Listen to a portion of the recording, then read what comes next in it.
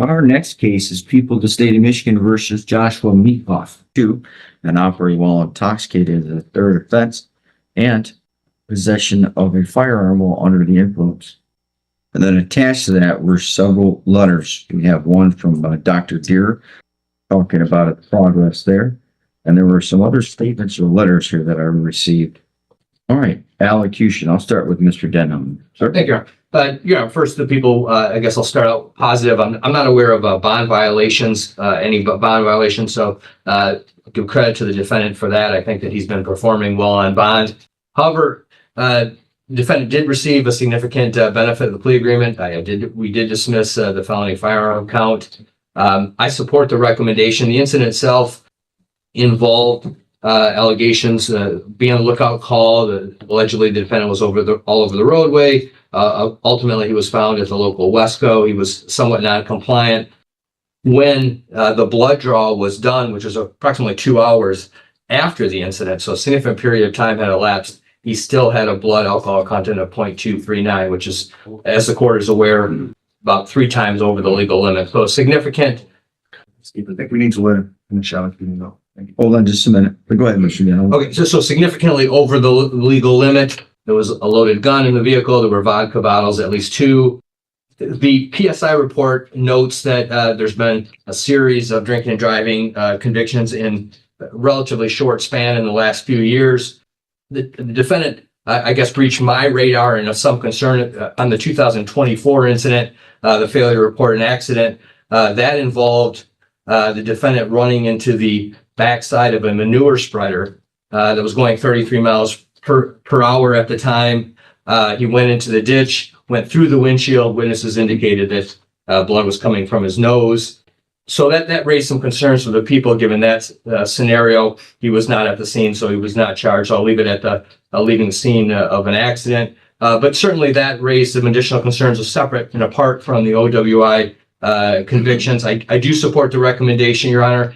Buckle up, guys. Today we're stepping into a courtroom where a routine sentencing quickly reveals a much darker pattern. Prosecutors outline allegations that the defendant was driving erratically with a blood alcohol level nearly 3 times the legal limit while carrying a loaded firearm. As more details emerge, including previous drunk driving incidents and another troubling crash, the judge is presented with a picture that suggests this wasn't an isolated mistake, but part of a dangerous history that could heavily influence the sentence ahead. That's my point. We would ask the court to fashion a sentence where he could maintain that employment and do the jail sentence on the weekends. We realize there's a minimum 30 days here, and the court can go about that. But I know sometimes the court does allow, with its grace, to allow my clients to do 48-hour chunks on the weekends. And even though I've informed him you most likely would want a GPS tether on him as you've done in the past, he would be willing to comply with that. He very much so wants to keep this job. He's informed me he has the support of his coworkers. He wants to continue to show them that he can be a good colleague, have his job so that he has good support structure when he gets done with the term of probation that we don't doubt Your Honor will give him probation as well. He also continues to have the support of his family. I know some friends and family wrote letters. Others, I'm informed, still support him, but just didn't quite get the pen to the paper, but are definitely still there. They may or may not be watching right now, in fact. I would also ask the court to consider allowing him a week before starting any jail sentence so that he could tell his employer exactly what's going on. He was honest with them, he tells me, but because he didn't know exactly what the sentence would be, he obviously wasn't able to communicate that. So if the court give him a little bit of grace before the first day in jail, we'd appreciate that as well. As was noted a moment ago, he may or may not wish to make a statement. That's at his discretion. I've given him my advice on which things may or may not be the best to say. I realize this was a no contest, so I won't overly allocute. I know the court has to take everything in the report as accurate, but because it was more for lack of recollection than civil liability, if he suddenly had better recollection, I just ask the court to factor that in. Thank you. All right. Mr. Meekoff, you have the right to make a statement if you so choose. I guess all I've got to say is that night was 35-mile-an-hour winds. It was windy. I hadn't drank until I was at the parking lot waiting for my ride to pick me up. Vehicle was off. And the person picking me up did speak to the cop on the phone when he approached me, I was on the phone with them. I guess that's about it. Again, if I could somehow maintain my job, that'd be great. Or if not, I understand. So, okay, I'm sorry, keep going. I guess a week or so I could get my house arranged. That way I could let my landlord know that I'd be leaving the property or whatever. Whose vehicle was this? Well, it was my mother's. How'd you get it? I was working on it. How do you get to and from work? I get picked up by carpool. That my mom will take me to work. How is that you remember this now and you didn't remember anything last time I took the plea 2 months ago? I guess I didn't really quite understand everything. What do you mean you didn't understand everything? As in like the no contest or I whatnot. explained it to you. I told you you couldn't challenge what was in the report. Right. How Yes, was that? No, how was that not clear? I guess I just wasn't. I mean, You weren't being honest with yourself or with the court, because I'm pretty clear when I do a no contest plea. Right. And you told me you couldn't remember. After hearing the prosecution, the defense shifts the focus toward redemption instead of punishment.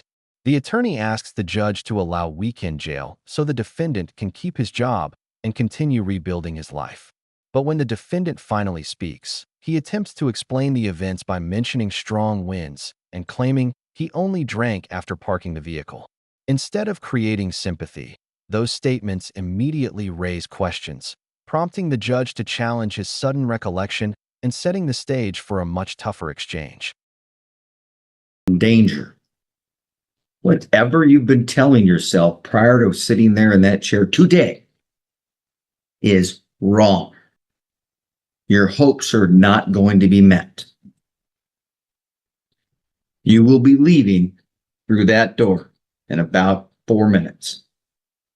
You are not going to go to work and say, and give you another week. I don't know what the heck you've been doing in the last 2 months if you didn't tell them that that was a possibility. That does not matter. You are 31 and you have 3 drinking and drivings within 6 years. And in this instance, you were all over the road enough that people called police. You were driving when you could not drive a car. You were unlawful for you to drive a car. And it was unlawful for you to possess a firearm. Was that, am I right? Loaded firearm, yeah. Yeah. No. You're not gonna let you go hunting. You can't possess a firearm. You can't possess a loaded firearm. And you were drunk with the blood alcohol level that would put most people in bed for a couple days, passed out. Oh no. I really hope what you told me was the truth. And if your mom's out there watching and she says, thinks to herself and she goes, well, I kind of let him have it, borrow it. It's her fault then that you got it. If she didn't, then that's not her fault. It's only your fault. So I don't want to be insulting to your mother, but I'll tell you, if somebody else was letting you drive their car, they were wrong. Had you killed somebody, it would have been on them too. Yeah. No. I appreciate you've been going to AA. That's great. Because you need it.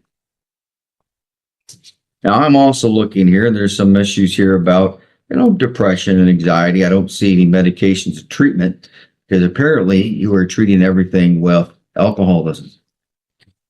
And you began using at a young age, age 17, 3 to 4 times a week in the last 13, 14 years. Wow. You set yourself up for failure. yes, Your Honor. So, and I'll tell you why I talked about. At this point, the hearing takes a dramatic turn. The judge completely rejects the defendant's explanation, making it clear that the evidence, not excuses, will determine the outcome. Pointing to the extreme blood alcohol level, the danger posed to innocent drivers, and the loaded firearm, the judge explains why the defendant's version simply doesn't match the facts. The conversation expands beyond this single arrest, touching on addiction, accountability, and the difficult reality that meaningful change only begins when someone accepts responsibility. You were given a chance. Then you have this fail to stop at an auto accident. Then you have in 2019 an open intox in a vehicle and violence charge, although there's only an open intox. Then in 2020, sure enough, open intox and drinking and driving. 2022, open intox and drinking and driving. And then 2023, driving a vehicle while your license was suspended, denied, or revoked. I'm not going to ask, and I don't want you to answer because it ain't going to go well. Boy, I would like to know whose car that was. And then in 2023, which was while you were on probation for the last one, you picked up another driving license suspended, which means deception. You're going to do whatever you want when you think no one is looking.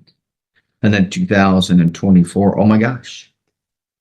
Failed to report an accident and driving license is suspended, denied, or revoked. Now that charge was dismissed, but if you fail to report an accident, it doesn't take much. It's a logical conclusion that you were driving while your license was suspended. And I would love to know whose vehicle you were driving those times. Who's ever allowing you to drive their vehicles? It's too bad on them. And now here you are in about a year and you've got felony firearm, R&O, which I know those were dismissed, the possession while drunk, operating while your license is suspended, denied, or revoked, which I know that was dismissed, but I could tell if you were drinking and driving, you were driving while your license was suspended. So I've got deception, alcohol, and violence wrapped all under one here. So, yeah, it might be a good employee, but boy, I would never let you walk into my place of business or work without giving you a breath test every single time. So I appreciate that you're getting the help here, and that's great.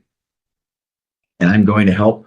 So at the age of 31, you realize your days of consuming alcohol are without a doubt done. Because if you do it again and you get caught, your only next place to go is prison. And I would have no problem sending a fourth drinking and driver. Rather than focusing only on this incident, the judge carefully walks through years of the defendant's criminal record, exposing a repeated cycle of alcohol-related offenses, suspended licenses, deception, and ignored opportunities to improve.